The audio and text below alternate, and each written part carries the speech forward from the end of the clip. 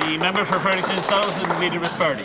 Thank you, Mr. Speaker. Well, it is a good thing that the government has evolved on this issue, because at the outset, when it was first raised, the position of government was to let the market take care of this eventually, someday.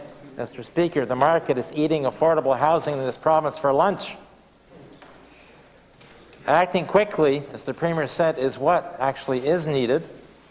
So I'm pleased to see that he's following through on his commitment he made back on February the 10th to carry out this review. However, in the interim, he needs to freeze the rents. He needs to stop any further rent increases during this review and shut down rent evictions.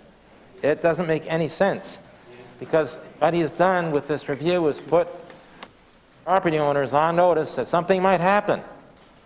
And if they want to avoid something that might happen in the future, there's even more incentive for them to try and ensure that they get the rent increases they're looking at through before whatever that is happens.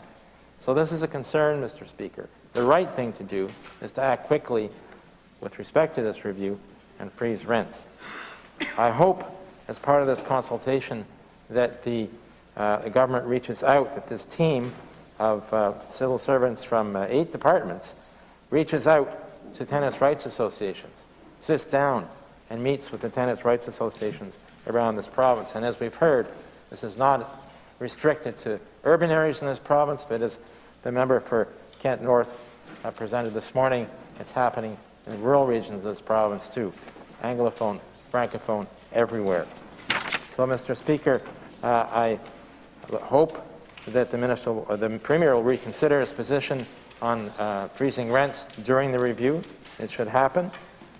His goal is clear. It says here, put the needs of residents first when it comes to affordable, safe, and accessible housing. I trust that that will be reflected in the outcome of the review. Thank you, Mr. Speaker.